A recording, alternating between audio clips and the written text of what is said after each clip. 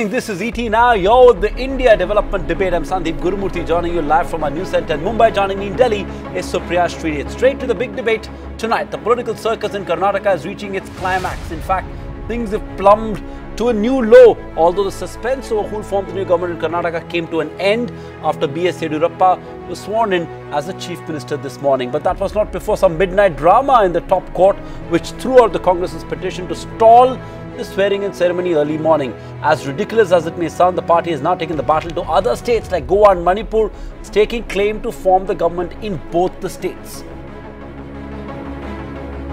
Now, all this is happening at a time when the BJP is trying to poach MLAs from the Congress and the JDS to stay ahead in the numbers game in Karnataka. These two opposition parties, on the other hand, are doing whatever it takes to keep their flock together. Party sources say all the Congress and JDS MLAs will be flown to Kochi in Kerala in a chartered flight. The dance of democracy is a big topic of discussion and debate right here on the India Development Debate tonight. All right, let's take this straight across to a stellar panel that's joining us right here on the India Development Debate tonight. Soli Sorabji, former Attorney General of India; Sanjay Hegde, Senior Advocate, Supreme Court; Sadanand Dhume, Resident Fellow of the American Enterprise Institute. We've also got Hitesh Jain from the BJP and Rohan Gupta from the Congress Party on the debate tonight. Thanks each one of you for being with us. And let me just start with Sanjay Hegde, you. What are we going to expect is going to happen at 10:30 a.m. tomorrow when the court reconvenes on this matter? Can an injunction be issued against a governor? Because even in its order this morning, the Supreme Court said restraining governor will create a constitutional vacuum. Well, the time for an injunction has long gone. The Supreme Court has made it clear that the swearing in is subject to further orders in the petition. What further orders can... It has also asked for the letters based on which the governor made his decision. So what the Supreme Court will examine is, objectively speaking, was there material on which the governor could come to a decision that somebody with 104 MLAs commanded the confidence of the House and not somebody with 117 MLAs. If they make any determination there, comes the question, what will be the next step? Do they undo what has been done in as much as the swearing in and the invitation to form a government? Or do they say, please prove your majority on the floor of the House as soon as possible? I'd stick my neck out at this stage and say it is more likely to be the second option. Prove your majority. They may not give those 15 days that the governor gave.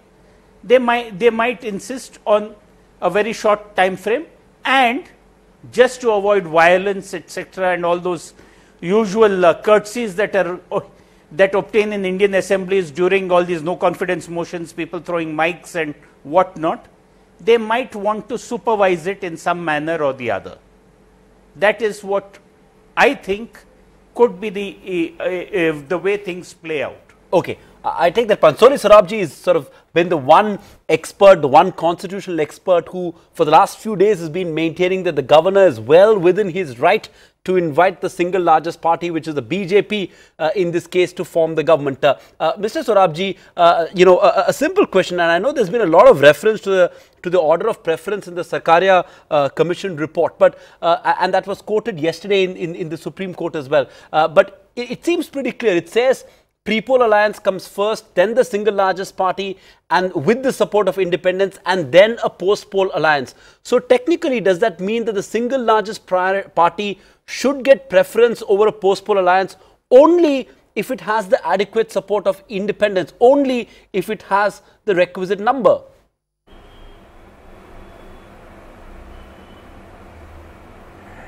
Yes, that's correct. But please remember that apart from the BJP, no other party had made its claim for the formation of government. There was no pre-poll coalition. Post-poll coalition came later, and then they made their own claim. It's a different matter. The whole question is, which I'd like to emphasize, is whether the ministry commands the confidence of the House is to be determined on the floor of the House. Now, I think that determination should be done as soon as possible, practically possible, The period of 15 days given by the governor, I think, was rather too long because it encourages horse trading, poaching. So within a short time, the government should be asked to prove its majority on the floor of the House, not on the lawns of the Raj Bhavan. And that's something we should go along with.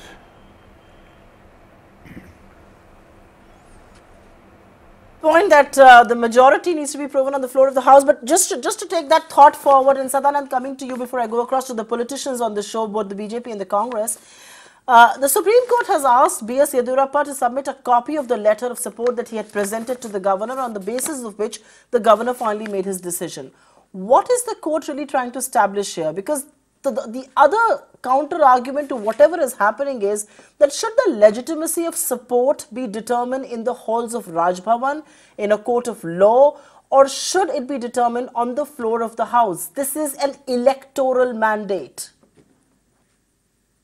I mean, Supriya, traditionally it should be, of course, determined on the floor of the House.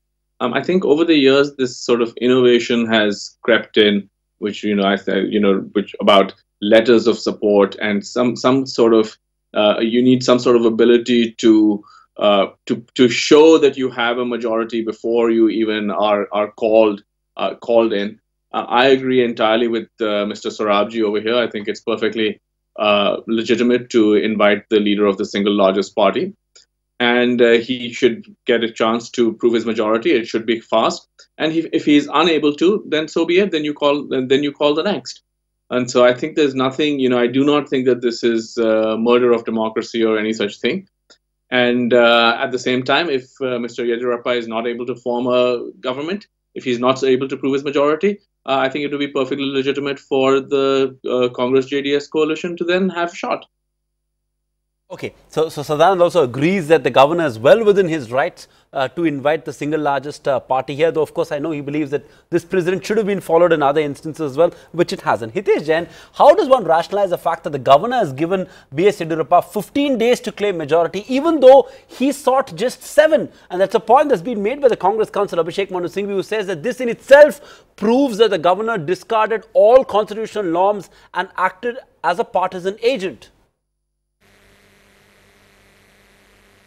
Well, I think whatever the time has been provided, it is a discretion that has been exercised by the government. But as you are aware, in the Supreme Court, Mr. Rohde clearly said that even if you want to give 6 days or 7 days, and Mr. Yeddyurappa said that even if you want to give a shorter period, we are ready to prove our majority on the floor of the House. On the contrary, what has been seen from the day's event today, the reluctance on the part of the Congress party to face the test on the floor of the House. See, at the end of the day, we cannot manufacture something. Either we prove our majority, and if we do not prove our majority, it is not something that we can foist ourselves.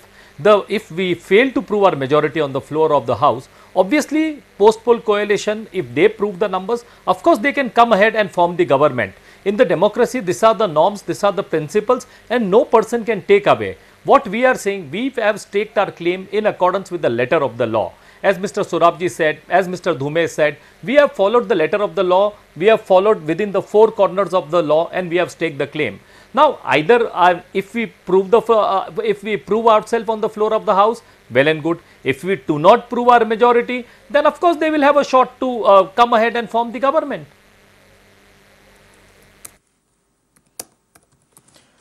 Hitesh Jain, that's a valid argument, but I think what the Congress party is accusing you of is trying to manufacture a majority that you don't have. You say we are not going to manufacture one. I think that's exactly the allegation that Padappan Chidambaram made to you yesterday. But I will go across to Mr. Gupta, who represents the Congress here. And Mr. Gupta, you're obviously expecting something from the Supreme Court to happen. What is the best case scenario for you and the JDS? Reversal of the governor's decision?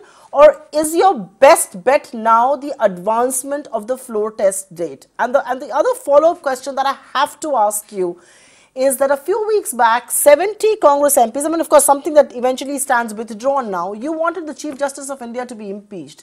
Here you were knocking at the doors of the Supreme Court at midnight. Abhishek Manu Singhvi says, irrespective of merit, very gracious of the Supreme Court to fix the hearing, shows accessibility is 24/7, Supreme Court and justice never sleeps. I mean, which other court would be so accessible? And in retrospect, did you rush in to criticize the judiciary? And was that a wrong decision? Two questions there. Yeah. See, first of all, the experts on the panel, they told about inviting the single largest party to form government.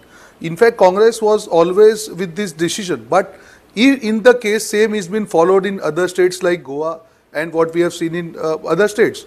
See, there is a typical situation here. There are 4 states which are now involved in this kind of decision making.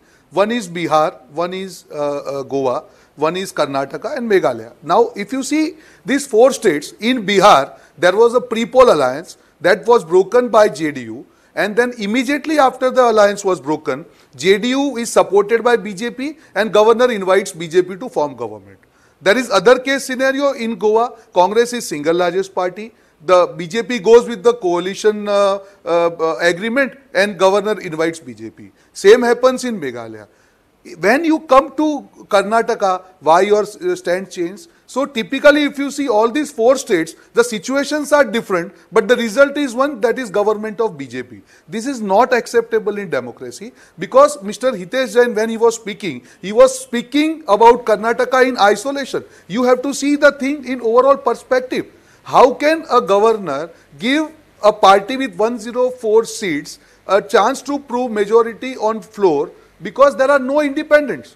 There has to be some strong ground for them so that governor has confidence, okay, they can give the stable government. Number 2, how can governor give them 15 days? When you know that this is a typical situation, liquid situation, and that can invite horse trading, how can you give 15 days? So the whole event, the series of events clearly questions the intention of governor. That's what the Congress has questions. Coming back to your second question about judiciary, Congress has never questioned the judiciary's might or the respect. What we have questioned is the individual. The way CGI has acted in his whole tenure, we have questioned him. There are 4 judges who have come out openly and seek people of India's support. Okay. This has never happened in the history I of take that 70 point. years of Indian independence. Okay, so we have never questioned the judiciary. We have never questioned judiciary. We have questioned the individual person's decision making, and the same thing we are doing in these 4 states where there has to be single policy to be followed by the central government and by the governors appointed by the central government. Okay, Mr. Sorabji, let me take this to you. You know, the point that the Congress is raising is that, you know, there has to be one rule across the board. You can't have one set of rules just because it suits the BJP in one state and another set of rules in another state. There has to be some consistency in the way in which governors approach this, this issue of who to invite to form the government. Or do you believe that it can vary from state to state based on political considerations? Well, I think really speaking, it all depends on the factual situation existing in a particular state. The governor has to make a bona fide assessment of the situation as to what's prevailing there. And these other precedents have a persuasive value, but they're not absolutely binding in the sense that the governor must follow them. In this case, it's an admitted fact that apart from the BJP, no other party have made the claim to form the government. Now, after that, if the post-poll alliance makes the claim, then I suppose, and Yeddyurappa fails to prove the majority on the floor of the House, then the post-poll alliance will be given that opportunity. So what I'm trying to say is, we are hurling epithets against each other parties. Please, let's look at the future. What has happened is the governor has invited them, they've submitted it. The most important thing to my mind is to see that the confidence of the House is proved in as short a time as possible, and it should be within a period not exceeding 1 week, because otherwise there's room open to house trading and poaching. That's important, and let's go on further with that rather than trading epithets. Oh, absolutely. And that's exactly what the Supreme Court decided on the 14th of March last year when it reduced that time frame to 2 days in Goa. And that's perhaps why, there is expectation that perhaps the Supreme Court is going back and do this. But Sanjay Hegde, coming to you, Soli Sorabji initially and even now maintains that what happened in Karnataka doesn't necessarily need to happen in other states. It doesn't need to be followed by every other state. The governor decides based on issues pertaining to that particular state. Is that an argument that cuts ice with you? Well, look, one size fits all is a wrong argument. I agree there with Soni. Because let's say the single largest party argument, instead of 104, supposing the BJP had 85, would the governor still have invited the BJP? Possibly no. But now turn the argument around. Let us assume it was the Congress which had 104, which was the single largest party, and the BJP and the Janata Dal together had 116. Who do you think Governor Vajubhai Wala would have invited? Then another precedent would have applied. Actually, I think that governors should stick to the constitution and know that their actions are likely to be tested in court on objective standards. What has happened as a consequence of Goa earlier and Karnataka now is that any such action by the governor is likely to go to court, likely to be agitated, and then if the court gives an adverse verdict, the governor will have no option but to resign, or the president will have to withdraw his pleasure. Please look ahead. Please look ahead towards the judgment of history. Governors should forget once they come into office as to who has put them there. They must remember that they are in a new state. They are friend, philosopher and guide to that state, and they are the first citizens of that state. Their primary loyalty must be to that state.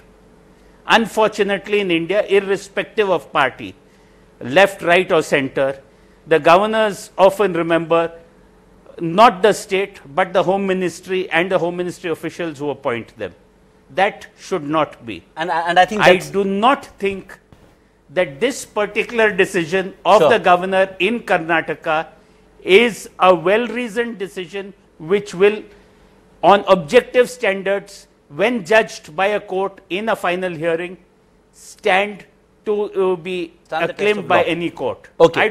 I don't think so, but very often these decisions, you end these matters at the interim stage and you don't get a final decision. Fair enough. I take that point, and I think, history of Indian democracy is replete with instances where governors have taken such decisions, and that cuts across the political spectrum, and that's a menace which I think everyone in the panel will agree with. Sadanand Dume, has the BJP in some sense inflicted a self-goal of sorts by sort of, by the brazen manner in which they're sort of rushing to form the government, looking at being forced to look at options of poaching MLAs from Congress and the GDS, because it seems to have at one sense united and galvanized the opposition. Look at what's happening in Bihar, in Goa. There's this, all of them are going to the governor and staking claim to form the government. It seems to be in some sort of an overdrive, and even in public perception, many believe, people like Kiran Mazumdar-Shaw have actually tweeted saying that the BJP is probably better off in letting this unstable, unholy alliance of the Congress and JDS form the government and break, rather than be seen as, wanting to form the government at all costs. Sandeep, it's very clear that over the last few years, the BJP has decided that what matters most to it is winning. It is playing a kind of total politics, take no prisoners. It doesn't care about these kind of niceties, and frankly, it doesn't seem to care too much about educated middle-class opinion. You saw that in the candidate selection with the tickets they gave to the Bellari brothers and other people associated with a great corruption. And we see this now. If the BJP cared about niceties, then the BJP appointed governor would not have done what she did in Goa. So to that extent, I think the Congress party does have a point. There is no consistency in these decisions, except for the fact that in the end, the BJP always ends up on top. Now, will this alienate a certain section of opinion? Probably. But it seems to me that if you look at the record of the BJP over the past 4 years, that is not a section of opinion that they care about particularly. All right, that's not an opinion that they care about. But let me just take across to the Congress on what really unfolded, and that is perhaps a fallout of what Karnataka has done. Mr. Gupta, the Congress has now staked claim to form government in Goa and Manipur. And of course, the RJD has done so in Bihar. They will be meeting the governor at 1 p.m. tomorrow. Now, these are the states where the single largest party has not formed the government. How do you expect the governor to react? What do you aim to achieve other than perhaps this is a political stunt that you may have pulled out to kind of destabilize or to kind of embarrass governors there? And the other part of this entire question has to be that does this not compromise and dilute your own stance in the Supreme Court? You are on one hand saying that the largest coalition should be invited to form the government. And here you go back and say we're going to stake claim because we were the single largest party. Other than pulling a political stunt, what else does this solve? See, you have asked a very relevant question here. See, as I have told in my initial remarks, these 4 states have different situations where single largest parties are not forming government. So now we want governors' comment on that. Why they are not ruling? We know that governor is not going to dismiss the government and invite the Congress party like that. But at least we need comments from them on what grounds the coalitions are running in these situations, like Bihar. When Nitish Kumar fall part from this pre-poll alliance and joined hands with BJP, no question was asked. No, RJD was not invited. Why? Goa, when you are allowing coalition to form government, why? Meghalaya, same thing. So our question is very simple. Supreme Court, we are representing ourselves in situation of Karnataka. That's a different situation. And other states, now BJP is saying that each state has a different situation. We just want answer from their governors. Under what circumstances the coalitions are invited there, and under what circumstances in Karnataka single largest party is invited. See, I was happy with question. Let Hitesh respond to that. Hitesh, then the Congress party is saying they are doing this to expose the hypocrisy of your action. You can't form government in 3 states by virtue of being the largest post-poll coalition and not let the largest post-poll coalition form the government in Karnataka. It can't work both ways. I'm glad they have asked me the question, and let me clear the misconception at the outset. The difference between Goa and Karnataka is, in Goa, Congress party did not submit any claim. In Karnataka, we being a single largest party, we submitted the claim. Goa is not the case where they submitted the claim and then the post-poll coalition was invited. In Goa, they lost on the point in the Supreme Court that they did not submit the claim. Now, as far as Bihar is concerned, on Bihar, once we and Mr. Nitish Kumar came together, we approved on the floor of the House. So Congress and Janata Dal put together could not defeat us on the floor of the House. In the Supreme Court, everyone is well aware about the fact that in Goa you have lost on the ground that you did not submit the claim. And why is Congress afraid about the floor test? My learned friend should be patient. I did not interrupt him when he was talking. I heard him patiently, and he should be little patient to hear me. Why are they afraid of the floor test? In Goa, we faced the floor test. It was 2 days that were given. We passed the floor test. Come, we are ready in 3 days, 4 days, 5 days, 2 or 3 days, 7 days. Come on the floor and come ahead for the floor test. We are within the parameters of the law. The governor has followed the law. The Sarkaria Commission says that. The Bombay judgment says that. What is the question? And Mr. Dhume is talking about the corruption and probity. What is this Harris? What is this Beg? What is this George? What is the Congress party president? What is Mr. Chidambaram? Are they all the holy cows, or they are the holy cows who are facing charge sheet in several cases? 40 of the Congress Hitesh, MLAs one second. had the I same will not thing. let you And get then away you with talk this. about that the middle class we do not care. Yeah. Of course we care. No. Hitesh, one Please second. answer Don't the rattle question. off names for people who are not present here to defend themselves. Not No, like Mr. Gupta, it is not your turn. Look at their I want to go. as a holy cow and call.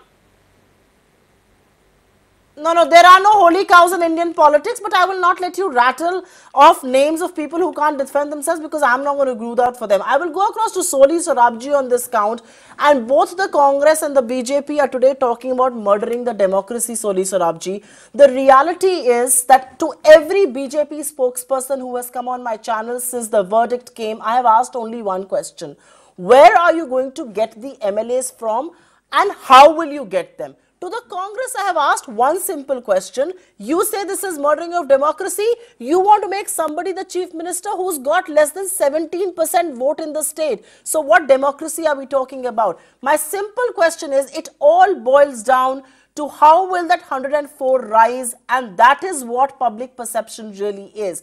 How is that tally going to rise from here? That is what dirty Indian politics is all about. Is it not, Soli Sarabji?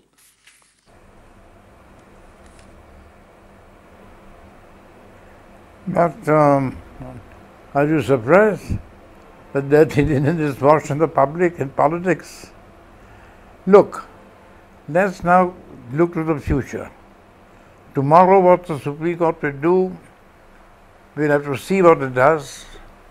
I think my guess is it might reduce a period in which the Yeddyurappa has to prove his majority, because after all what is important is the people of Karnataka should not be deprived of a ministry which has its confidence. That's important. What has happened in the past is all very well. That doesn't serve any purpose now.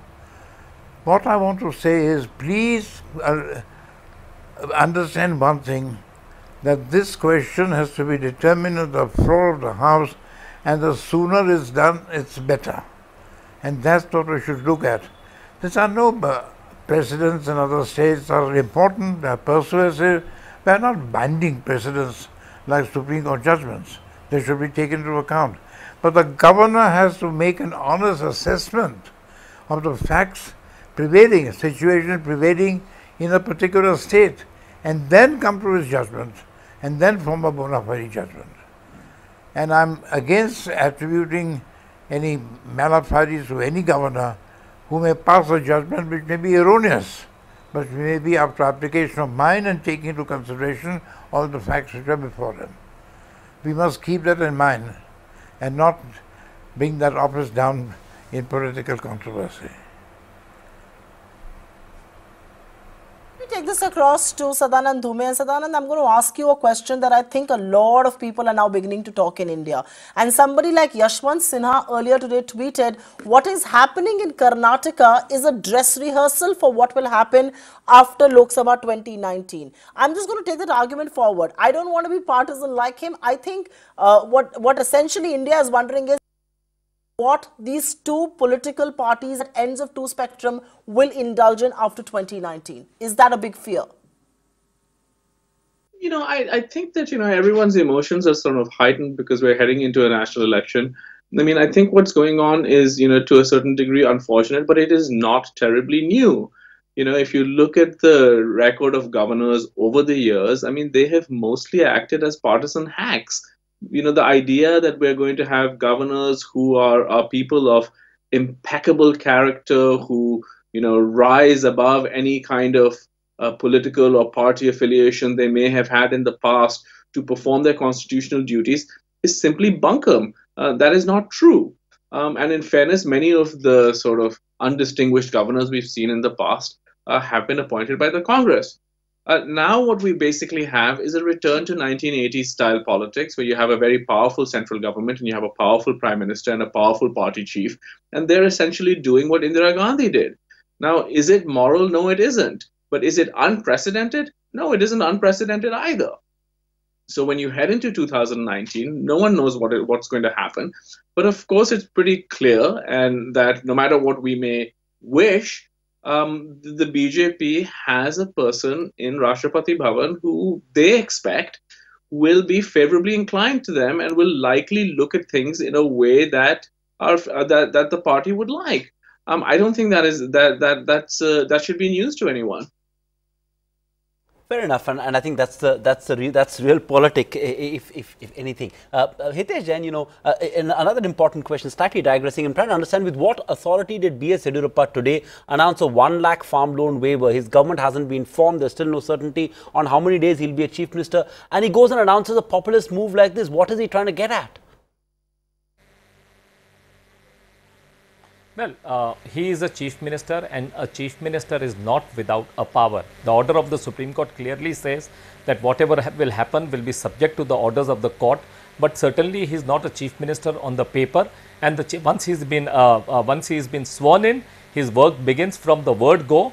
I mean, you may call it populist, but this was the promise made by both the sides. The Congress also made and the BJP also made. So ultimately, what is the government? The government is there to fulfill the mandate given by the people and to look at the aspirations of the people. So whether we do, I mean, this was there in the manifesto of all the parties. So you have not done something different. What you have tried to do is achieve what all the parties have promised. You have just delivered that promise to the people of Karnataka. We have not done any favor. This is everyone during the farm distress, everyone was saying that this is something bare little one can do for the farmers and one should look at it. So I don't think we have done any favor on the farmers. This is the right of the farmers of Karnataka and which they have got. So we should not look it from that way. As far as he is concerned, whether 1 day, 2 day, or if he passes the floor test, then thereafter a chief minister is here to meet the aspirations of the people of Karnataka. I hear that. And this is what Hitesh, I don't want to get started on the merits of a farm loan waiver and whether it's going to help or not. That's a debate in itself, which we've had many times on this channel.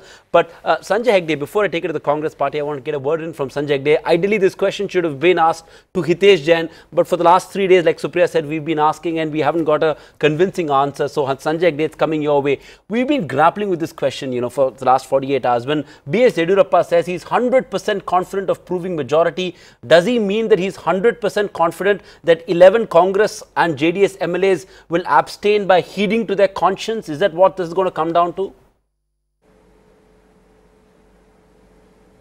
Well, one cannot account for any politician's confidence, what the source of it.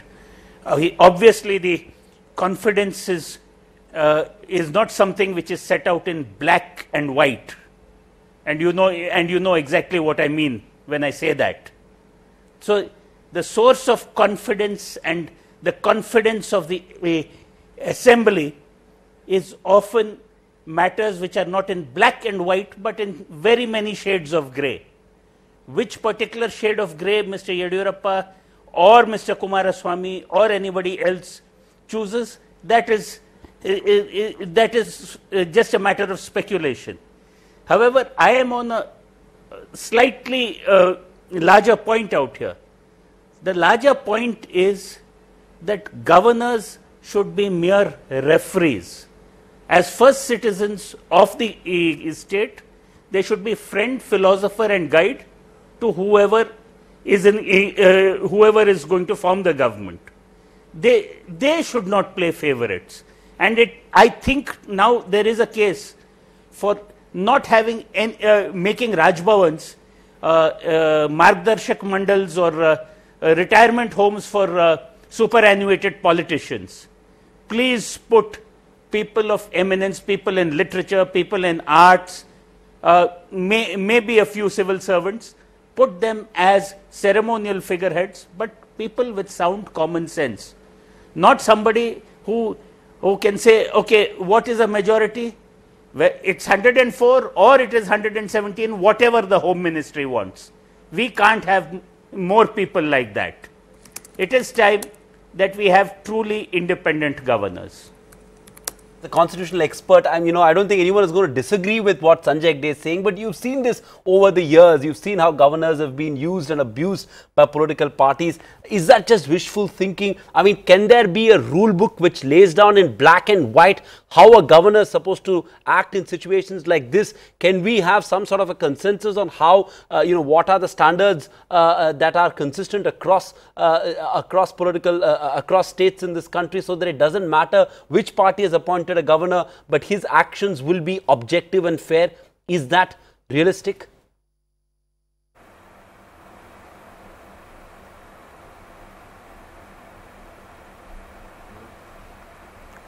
We can always hope for that.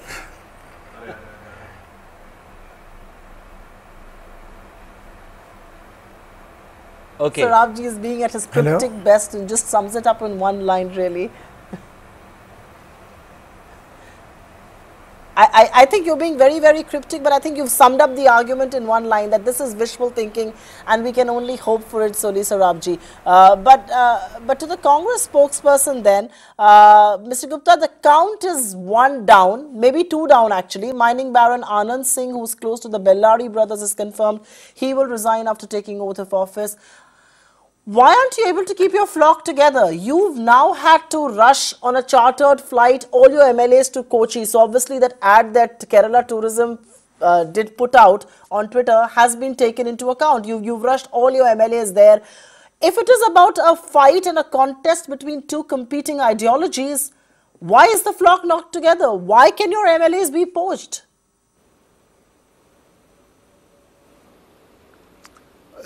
Now under BJP's rule, there is a simple principle which is followed. If they have majority, they will form government. If they don't have majority, they will surely form government. So this is the new era of BJP misrule. Why are your and MLAs the tourism is going to expand. We have seen that in Gujarat. No, please listen. Let me complete. No, Mr. Gupta. The way BJP is misusing the power, the ED, yeah. Yeah, what? Why can you not put your flock together? I couldn't get your question. Sir. That's what I'm saying. It is basically the way BJP is missing power, whether it is ED or all other institutions. Obviously, the individual MLA is going to be under threat, and we will put all our power together. We'll put all our efforts together to make sure that we will save democracy. See, BJP is feeling that by forming government in state after another, they are sending message to people of country that they are very strong. Let me tell BJP very clearly, people of country are watching very closely now, and whoever I've talked to today, they have really criticized BJP on their power lust, on their power hunger. This is not going to work in country like India. And we will make sure that we will protect right under democracy. We will make sure that the floor of house, tomorrow we expect that the number of days given to this government to prove majority will be reduced. This government will go down and there will be a coalition government in Karnataka which will fulfill the aspirations of people of Karnataka.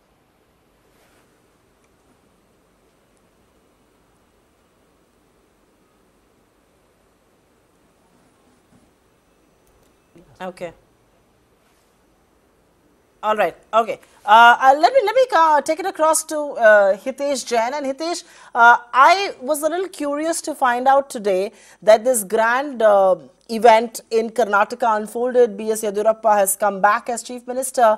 And yet the two people who were missing in the audience were the Prime Minister and Amit Shah. I mean, you know, everybody in the BJP just about leaves their job and goes to every swearing-in ceremony that happens, whether it's UP, Assam, Meghalaya, Goa, wherever else. I'm just trying to understand, why were the Prime Minister and Amit Shah missing in action today as the swearing-in ceremony? Is that a signal? Are they not confident? Do they believe the situation is far too fluid and can go either way? Well, I think you should not read much into that. Both of them had their own programs today. The date of swearing in and the timing of swearing in was just fixed 9:30. You are aware that the program of the Prime Ministers are fixed well in advance, and to move the programs at a 12 hours causes a lot of inconvenience. But I must also make one important point.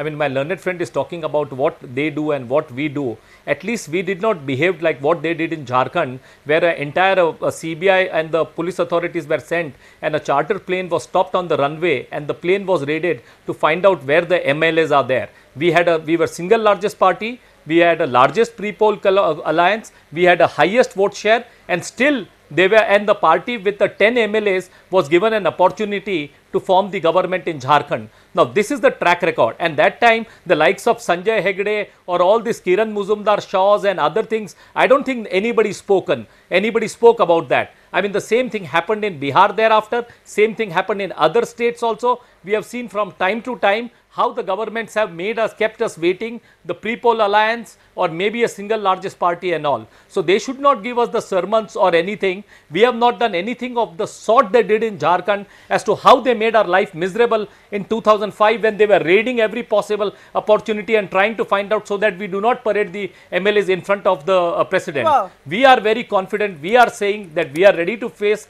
the test on the floor of the house. If they feel their ideology, their MLAs, why are they afraid to face the floor test? I'm failed to understand. So if they are afraid, Hitesh, I hear you in defense of Kiran Mazumdar Shaw. There was no Twitter in the year 2005. If she had, she would have probably tweeted because she's a fearless corporate, one of the few in this country. But okay, I take that point. I take that point. Let me take it to Sadanand Dume. Sadanand Dume, Mr. Gupta, let me ask a question to Sadanand Dume. Sadanand, what were the options before the BJP? I mean, I agree the Congress has no right to preach in this situation given its track record, but to play the devil's advocate, what were the options before the BJP? I mean, how could it have handled the situation better? How could it have retrieved the situation?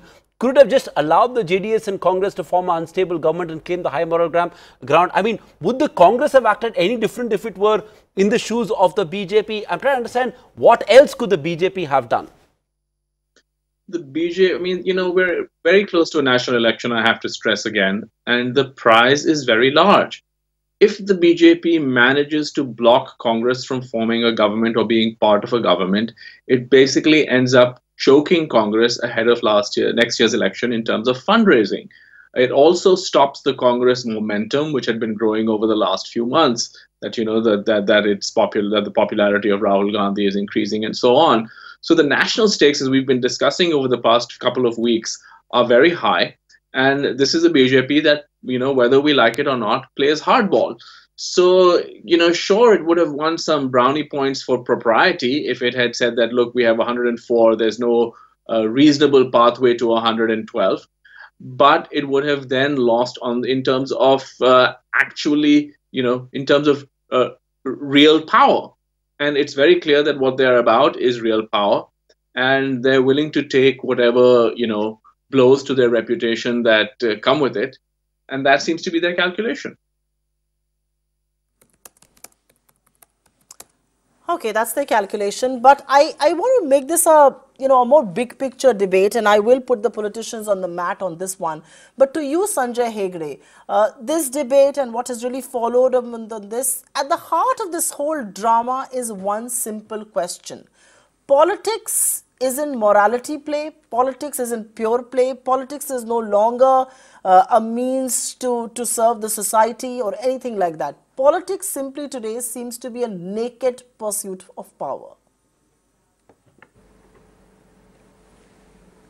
Well, politics always has been about the pursuit of power and about remaking society to whatever ideology that you subscribe to. I don't see anything wrong in that per se as a proposition.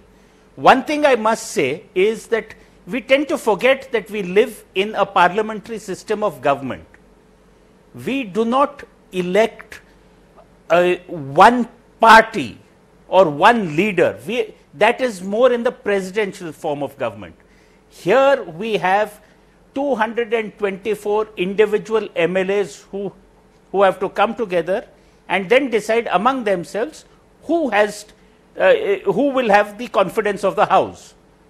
What has happened over the years in our democracy after 1980 is that because of the Anti-Defection Act, we have now stratified into wholesale groupthink, that whatever the party thinks, that is right for me as well as for the people I represent. I think we would be probably better off rethinking our Anti-Defection Act, making chief ministers and making prime ministers constantly work to enjoy the confidence of the entire House. Here what happens is that you have people identifying themselves with two rival armies and then going after each other's throats. Maybe we need to rethink in terms of individual MPs or MLAs and somebody who can lead a majority of them within the House. This is again what Sole would call wishful thinking, but I think as a country we need to think at least about this. I kind of agree with you that I think as a nation we need to come to terms with where our polity is headed and then make big changes. But just to ask the two politicians, and I will ask this question of both Hitesh Jain and Mr. Gupta. Hitesh Jain, let me begin with you. There are two big things that are wrong with our polity today, and I think Sanjay Hegde kind of referred to both in his statement. the rethink on anti-defection law, and of course the larger point that we were debating earlier, the rethink on governor appointment. You know, for every Vaju there is a Ramesh Bhandari, for every Mridula Sinha there is perhaps a Bhuta Singh, and you know the list is endless. HR Bharadwaj, the list is absolutely endless, and both of you are to be blamed for using that office for your partisan purposes. Can there be a political consensus? Can there be meeting of minds? Can there be a narrative, a debate, a dialogue on how the appointment of governors needs to change? And do you also believe it's time we revisit the anti-defection law altogether to avoid something like this, to avoid horse trading altogether?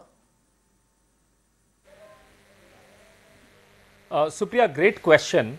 But let me just correct what Sanjay Hegde said. In fact, that happens unless the person does not enjoy the confidence of the house, he or she cannot be the leader of the house. To become a chief minister, when you place the vote of confidence, each and every member vote. Now, the only issue that comes is because of the defection, the whip and all, but I think this is also important. Why the genesis of bringing the anti-defection law was to prevent the horse trading that was going earlier. What was the problem? Why did, see, any law that is being framed or that is being brought is to prevent certain mischief. The whole logic of bringing anti-defection law was to prevent the malaise of horse trading. That is one.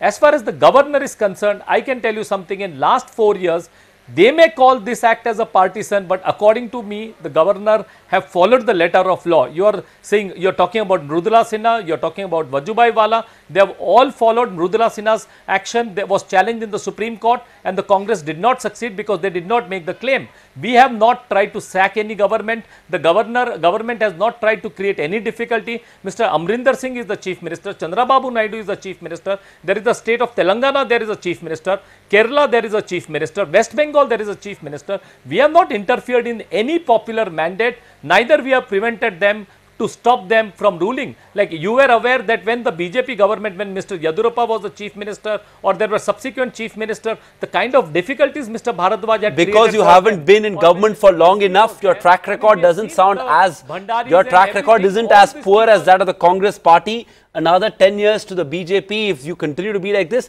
I'm sure you'll have an equally glorious track record. But the same question to you, Mr. Gupta, before we wrap things up on this debate, can politicians agree to revisit anti-defection law and depoliticize the appointment of governor? I mean, today the Congress is realizing because it's on the other side, but you've been on the side of, of the governor all these years. Are you willing to relook at these things?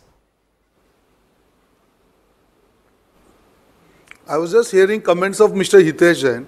Let me remind him of Delhi, Pondicherry, Gujarat, when Rajya Sabha election was going on, Bihar. So in last 4 years, this kind of breaches by governors have crossed the last 60 years breaches in Congress rule. So 4 years we have given enough to people of this country, and I fully agree with you, there should be some parameters, there should be some guidelines where the post of governor should not be misutilized, and there should be some decorum maintained so that people of this country, they have respect or they have faith in the democracy.